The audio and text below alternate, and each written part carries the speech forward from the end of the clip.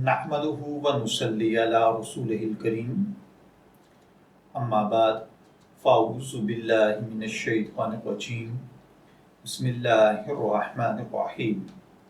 अस्सलामु अलैकुम dear viewers, आपके फेवरेट इस्लामिक इंफॉर्मेटिव चैनल फतवा ऑनलाइन से मैं हूं प्रोफेसर शब्बीर अहमद।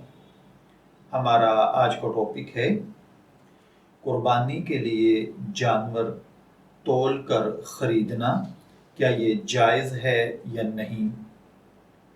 आजकल ये एक बहुत बड़ी चीज़ स्टार्ट हो चुकी है कि कुर्बानी के लिए जब लोग जानवर ख़रीदने जाते हैं तो बकरा वगैरह इसको मालियत के हिसाब से, खूबसूरती के हिसाब से या उसको देख कर चेक करके उसकी कीमत लगाने की बजाय आजकल मंडियों में एक नया रिवाज कायम हुआ है कि उसको तोल कर बेचा जाता है। तो एक भाई ने पूछा है, मेरा सवाल ये है कि आजकल कुर्बानी के लिए बकरा वज़न के हिसाब से मिलता है, मतलब ये है कि फ़ी किलो के हिसाब से उसका रेट तय किया जाता है, क्या इस तरह बकरा कुर्बानी के लिए ख़रीदना जायज़ है या नहीं।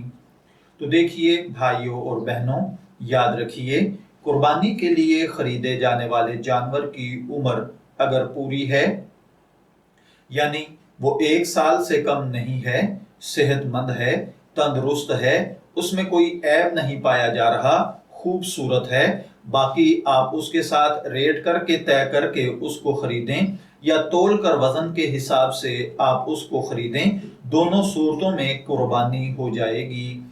अक्सर तो जानवर को देखभाल कर उसकी कीमत तय करके ही खरीदा जाता है। ये एक अच्छा तरीका भी है क्योंकि इसमें जानवर की सेहत और खूबसूरती के हिसाब से कीमत होती है, सिर्फ गोश्त को नहीं देखा जाता। जबकि तोल कर लिया जाए तो इसमें सब बराबर होंगे।